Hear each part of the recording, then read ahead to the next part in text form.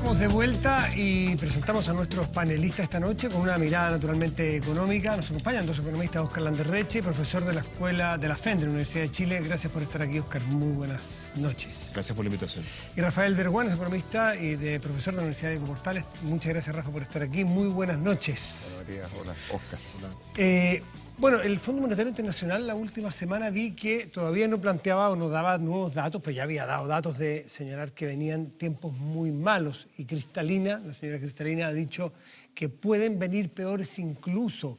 ¿Cuándo va a tocar fondo? ¿Cuándo los analistas, cuándo los economistas pueden prever, no cómo va a ser, pero al menos que toque fondo esto para de ahí empezar a vislumbrar una recuperación de algún tipo? No, antes que tengamos certeza con respecto al tema sanitario, porque el efecto fundamental en la economía es resultado de las decisiones que estamos tomando en el ámbito sanitario para intentar detener la epidemia, acabar con la pandemia. Así es que hay una relación uno a uno ahí.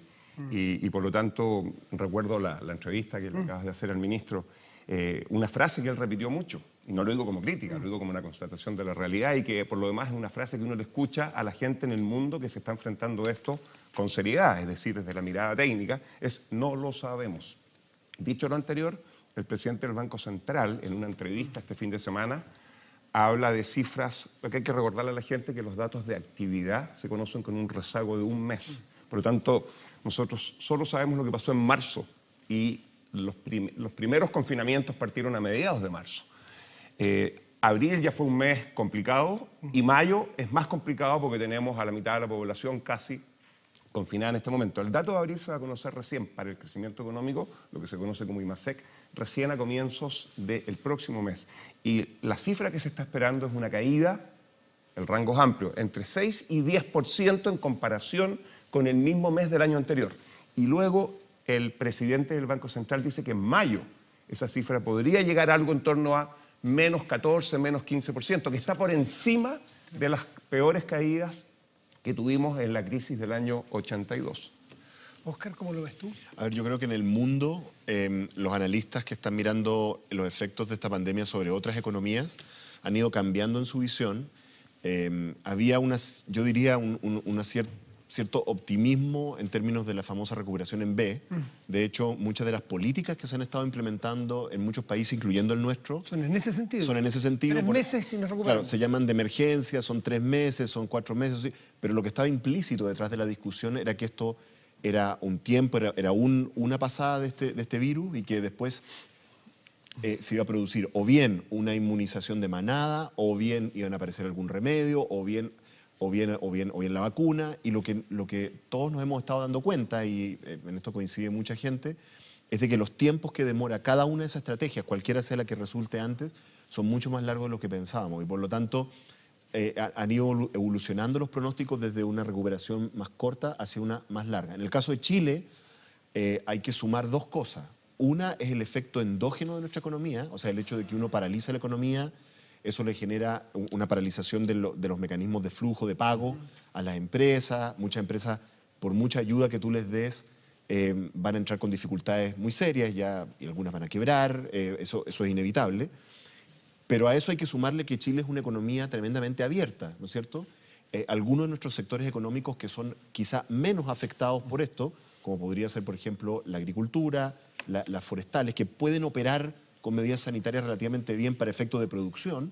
Bueno, eso es lo que pueden producir, pero si la demanda internacional se deprime debido a los efectos financieros y económicos en algunos de nuestros mercados objetivos, digamos, de nuestros clientes, eso también nos afecta. Entonces yo creo que ahí hemos ido evolucionando en general en la comunidad de economistas, de gente que está viendo esto, tanto acá como en el extranjero. Esto va a ser un poquito más largo, más complicado.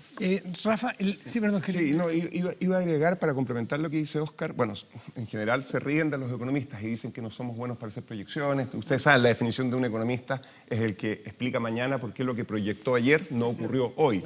Esa es una de las tantas definiciones que hay. Por lo tanto, esto siempre es complicado. Pero en este contexto, quiero decir, es particularmente complicado porque esta es, como han dicho todos, una crisis muy única. Es muy única por la profundidad de la caída. O sea, estamos hablando de que hay que remontarse al 82 en Chile, lejos del 2009 y la crisis subprime, el 82, para acercarse a algo, y estamos recién en el comienzo, por la amplitud, es decir, a los sectores que llega, es mucho más amplia que lo que típicamente afectaba a las crisis anteriores. Tiene esta combinación sanitario-económico, en la que estamos paralizando la economía, cosa que tampoco ocurrió. El mercado financiero tiene tentáculos, si tú quieres, o brazos, si lo quieres poner en propositivo, que llega a muchos sectores, y por eso las crisis financieras son complicadas, como la del 2009, la del 82. Pero esto incluso es más amplio que eso, y lo que estamos haciendo es evitando que haya una crisis financiera. Y hay una cuarta razón por la que esta crisis es bastante única, en el sentido de que es muy distinta a la del 2009, si tú quieres. Es peor, y es que las condiciones en las cuales estamos como mundo, en general, son peores que las del 2008. Son peores porque, por ejemplo, China, el año 2009, en plena crisis subprime, China crecía al 9,5%. Este año se espera que crezca al 1,2%. Una economía que explica 40% de nuestras exportaciones de cobre. Ya, China, la deuda en el mundo hoy día es más alta que lo que era el año 2008. Nosotros nos dimos el lujo, entre comillas, con Andrés Velasco, el ministro de Hacienda, de expandir el gasto el año 2009-2010, 16%. Hoy día estamos en el medio de una crisis más profunda hablando de expansiones menores, porque tenemos más deuda y es parte de la discusión. Las tasas están en 0%. Entonces el mundo hoy día es un lugar más frágil que lo que fue el 2009 y la crisis es más compleja que la que tuvimos el 2009. Rafa menciona un concepto que estuvo toda esta semana en la discusión, la deuda. Chile, la capacidad de deuda que no tiene, no se quiere endeudar, y el ministro de Briones estuvo en el centro de la discusión. Cuando se votó, se aprobó finalmente el ingreso familiar de emergencia, la oposición aprobó porque si no, no iba a haber bono, pero diciendo que era muy corto, que el gobierno no se metía la mano al bolsillo, que había más espacio para endeudarse, más espacio para poner plata, para llegar a los 80.000 pesos mensual por lo menos por persona, y el gobierno dijo no, el ministro dijo tengo que mirar para más adelante, tengo que guardar porque no sabemos cuánto dura esta crisis. Ahí se produjo una disyuntiva. ¿Por dónde abordan ustedes esta discusión? A mí no me gustó esa conversación, tengo que ser muy franco. Me pareció una conversación poco franca, porque la verdad es que si uno simulaba las propuestas del gobierno y la de la oposición en torno a este ingreso, que repito, estamos hablando de 3 meses, la discusión era si era plano o si era decreciente, si era un monto, si eran 10, 20 mil pesos más. La verdad es que si uno simulaba lo que significaban los gastos adicionales, no movía mucho la aguja de la deuda. millones de dólares. No movía mucho la aguja de la deuda externa. Entonces, lo que ocurre es que en la política a veces se producen estos procesos como de representación ideológica. O sea que yo tengo que mostrarme como responsable financieramente para que el empresariado me respalde, o yo tengo que mostrarme como que soy más generoso para que me respalde, no sé, la izquierda o algo por el estilo.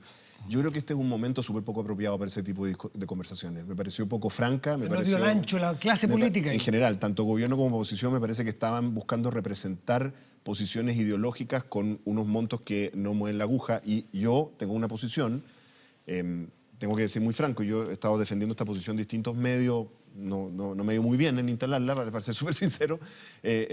Yo siento de que tanto el gobierno como oposición siguen en el fondo de su cabeza con la hipótesis de que esto es una crisis transitoria de 3 a 6 meses y de que la discusión es cuán generosos vamos a ser con las medidas de emergencia o si las tenemos que alargar o mejorar o hacer más generosas. Yo tengo la impresión de lo que hemos estado aprendiendo como país. Un concepto que usó el ministro en la conversación anterior, habló de una pandemia administrada. De eso estamos hablando de una situación en que estos brotes van a volver, vamos a tener que estar administrando esto constantemente y por lo tanto tenemos que pensar en cómo generamos una economía de pandemia por unos años. Una economía de pandemia, una economía que funcione lo más posible, dado que vamos a tener que estar administrando esta pandemia. No vamos a poder estar pagándole, ingresos de emergencia a la gente por años y años. Eso no es posible, entre otras cosas, no solamente no es posible financieramente, no es posible psicológicamente. No funciona la gente así. Por lo tanto, creo que esa conversación era una conversación en que se centralizó en un monto muy pequeño, una representación política de posiciones, que en realidad no movían mucho la aguja, y esta otra posición más estratégica, de mirar más allá de los 3 meses, todavía no la estamos teniendo. Y yo creo que eso de generar una economía de pandemia, ¿qué es lo que uno tiene que hacer como Estado? ¿Qué es lo que uno tiene que hacer como empresas para generar una economía de pandemia que funcione con la pandemia lo más posible? Eso no ocurre al tiro, ¿ya? Y no es tan fácil. ¿Cómo viste tú la discusión? Sí, bueno, a ver, el día en la mañana yo escuchaba... Prudentes y generosos. Sí, hoy en la mañana escuché una entrevista a Daron Acemoglu, que es un economista que Oscar conoce muy bien, dirigió su tesis y probablemente va a ser premio Nobel más pronto que tarde, uno de los grandes economistas vivos, tipo bastante joven, de 50 y tantos años, que tiene algunos libros interesantes sobre desarrollo económico e institucionalidad. ¿Ah? Y que mezclan economía y política. Y él ahí repetía una y otra vez la importancia de la confianza, porque él habla de la necesidad, y estoy pensando un poquito, Óscar, en cómo vamos a salir de esto. No cómo vamos a salir en términos de con qué herramientas nos van a sacar, sino que qué vamos a hacer en el futuro cuando esto haya quedado atrás. Porque todos esperamos que al final, si bien sea largo y profundo, termine siendo en cierta forma transitorio. Y él hablaba de la importancia de la confianza en democracias que tienen que fortalecerse, en lugares donde el Estado va a tener que cumplir un rol mucho más activo. Y yo creo que una de las lecciones que surge de esta crisis, que nuevamente puede ser de perogrullo para algunos, y es que es en momentos como este que nos damos cuenta, evidente, ¿no?, de la importancia del Estado, y que la mano invisible no resuelve las crisis, menos cuando son de la magnitud de esta, aun cuando algunos todavía sigan en esta pelea media dicotómica entre puro Estado o puro mercado. Lo que tiene que venir es una economía que tiene que seguir siendo global en el sentido positivo, para que todos los efectos beneficiosos que ha generado sacando de la pobreza a millones y millones de personas, como nunca habíamos visto en la Tierra, desde que los seres humanos la poblamos, sigan ahí, pero al mismo tiempo nos hagamos cargo de otros desafíos que tienen que ver, entre muchas otras cosas, con el tema del calentamiento global, por ejemplo. Entonces, en ese contexto, tenemos que fortalecer la globalización entendida como una globalización inteligente, pero eso requiere que el mercado siga cumpliendo un rol que va a ser fundamental, pero también fortalecer el Estado, pero fortalecerlo de una forma tal que le permita hacer mejor porque yo creo que si algo hemos aprendido, lamentablemente, durante estos últimos 2 meses, y este no es un comentario sobre Chile, es un comentario sobre el mundo, es cuán frágil es la institucionalidad pública en el mundo, cuán frágil es el Estado en el mundo. Pensemos, perdón Matías, última línea. Bueno, perdón, y esto por lo tanto requiere, exige que la gente tenga confianza en el Estado, pero la confianza no existe si no hay cohesión social, que tiene que venir primeramente desde el mundo político, que es donde se genera el debate, la deliberación. ¿De acuerdo? Entonces, tú me preguntas a mí, ¿me gusta el debate que se ha generado en el último tiempo? Me carga, porque creo que lo único que hace por peleas chicas, de uno y otro lado eventualmente, es castigar la confianza e impedir que salgamos de esta crisis institucionalmente fortalecidos. Óscar, yo lo escuchaba mucho antes del COVID, debe haber sido el año pasado en la radio, cuando hablabas tú de que lo que hacía falta a este país es un gran acuerdo público-privado, de un acuerdo que tú mencionaste, creo que Nueva Zelanda o Irlanda, no sé qué país fue el que lo hizo, y ahora se hace más urgente este mega acuerdo de país. Hay muchos ejemplos. No solo derecha o izquierda, esto es mucho más amplio. En general los países que pasaron de ser países, bueno, Chile fue un país pobre, pasaron a ser países de clase media mundial y después llegaron al desarrollo, que son estas Nueva Zelanda, Finlandia, Irlanda, siempre se llaman Landias por eso. O Corea, Taiwán, esas tienen distintos nombres. En general son países en que se han construido acuerdos políticos público-privados y con los sindicatos. ¿Ah? Aquí todavía en nuestro país estamos viviendo esto como un conflicto entre esas distintas partes, ¿ya? Y francamente no sé si se conocen demasiados casos de países que hayan recorrido ese camino sin esos acuerdos. Ahora, es cierto que en cada uno de los países esos acuerdos han sido distintos. O sea, no se armaron de la misma manera ni Corea que en Nueva Zelanda. Y también es cierto de que muchos de esos países lo hicieron bajo amenaza de algo, en ocasiones de guerra, no sé, por Irlanda era si existían como país o no, ¿te fijas? Yo siento que la única cosa como positiva que tienen estas crisis terribles es que incentivan que pueden aparecer, pero no lo garantizan. Así como hay todos estos países exitosos que lograron construir su acuerdo, está lleno de casos de desarrollo frustrado. Hay un libro muy famoso sobre Chile, sí. ¿No es cierto? Entonces, del siglo pasado, antepasado. Bueno, el ser humano es el único animal que tropieza 3 veces con la misma piedra. Entonces, yo creo que eso es necesario, pero no es evidente que va a ocurrir. Por ejemplo, en este momento vamos a tener que generar transformaciones más o menos importantes de nuestro sistema productivo, de hartas partes de nuestro sistema productivo, para poder generar esta economía de pandemia. De pandemia administrada, ¿no es cierto? Que hay brotes, los baja, cuarentena, sube. Vamos a tener que generar una expansión muy significativa, por ejemplo, de las obras públicas, que hasta el momento más bien nos han dicho que las van a detener. Y vamos a tener que hacerlas de una manera que sea sanitariamente funcional, que funcione desde un punto de vista sanitario. Eso requiere meterle cabeza, un poquito de ingeniería industrial a los temas. Probablemente vamos a tener que incentivar que la expansión que estamos viendo de los sistemas de delivery, ¿no? Que muchas empresas están y gente está tenga que ser mucho más rápida y mucho más universal, que probablemente hay mejor cobertura de esos delivery en los barrios altos y con mayores ingresos que en las poblaciones, ¿no es cierto? Entonces tenemos que generar una expansión importante. En este momento el Reino Unido acaba de completar, no sé si completaron, pero acaban de completar algo así como 70.000 personas que han reclutado para su sistema de trazabilidad y contacto. Esas son personas que tú las empleas, es empleo público para mantener un sistema de trazabilidad y contacto que le reduzca los costos a las empresas de hacer todo este tipo de cosas. Entonces, de lo que estamos hablando es de un conjunto de cosas en que el Estado tiene que tomar ciertas opciones estratégicas, las tiene que hacer con las empresas, las tiene que hacer con colaboración de los sindicatos y de las comunidades. Eso está un poquito es diferente de la manera en que nos hemos estado relacionando últimamente entre público y privado. Yo creo que esa mirada, o sea, sin esa mirada no vamos a salir adelante. Claro, Rafa, dame la vuelta, que tengo que ir urgente una pausa, pero volvemos aquí en Estado Nacional. Sí, estábamos hablando de que en algunos años más tengamos un fortalecimiento de la institucionalidad del Estado, digámoslo así, sin temor.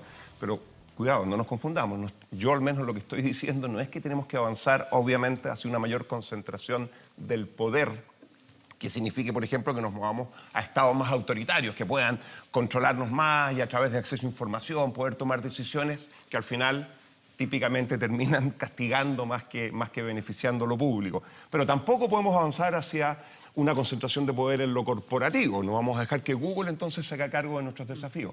Aquí yo creo que lo que tiene que pasar, aunque suene medio obvio decirlo, es que fortalecer el Estado y fortalecer el mercado al mismo tiempo va a exigir, por ejemplo, que de esta crisis salgamos con una red de protección social que sea mucho más fuerte que la que hemos tenido. Y esto hay que pensarlo no solo a nivel país, yo creo que es un problema a nivel global.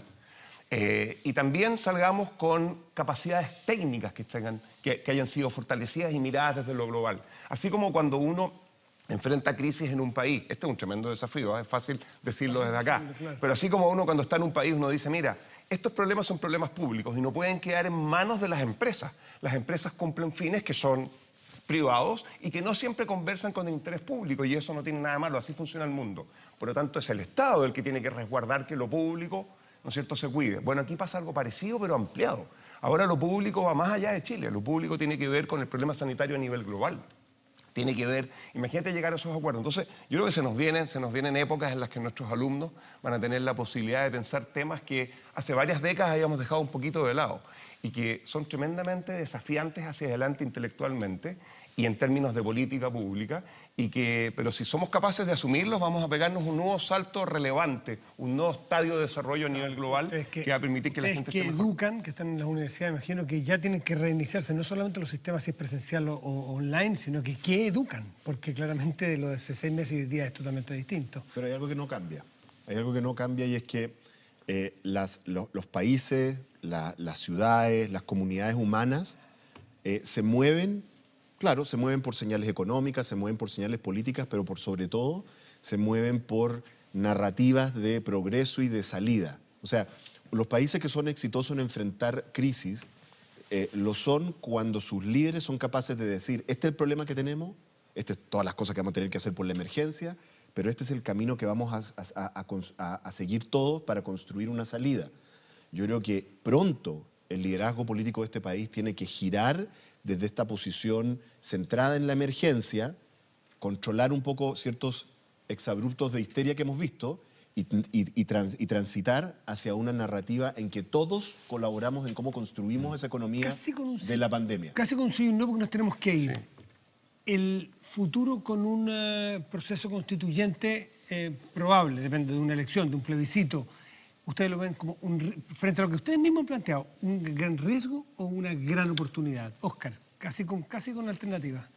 O sea, creo que está en la Constitución, es inevitable. No, más allá de eso, es como, ¿qué te pasa a ti en tu Yo creo sensación? que la historia nos muestra de que en general los problemas sociales y culturales y políticos son empeorados por este tipo de crisis y por lo tanto los mismos problemas que teníamos los vamos a tener que enfrentar con mayor urgencia. Y uno de los instrumentos que nos habíamos dado es el proceso de reforma constitucional, por lo tanto no creo que sea evadible. No dije evadible, no. Sí, va a ser si es que la ciudadanía lo quiere. Pregunté si es una gran oportunidad o un gran riesgo. Es una necesidad. Una necesidad. Déjame decir a mí dos cosas. Déjame decir que primero es una tremenda y necesaria, incluso previo no solo al COVID, previo al 18 de octubre, es una tremenda oportunidad para el país, pero también quiero decir que es una oportunidad para los políticos, para que se desenvuelvan con altura de miras en este proceso, contribuyan al mismo y ayuden entonces a generar la confianza que yo mencionaba antes, para que podamos volver nuevamente como país a tener la cohesión social necesaria que nos permita avanzar hacia políticas que permitan que desde lo público seamos un mejor país. Rafael Berguano, Oscar Landerrechi, les quiero agradecer a los dos por haber estado aquí esta noche y a ustedes por acompañarnos desde su casa.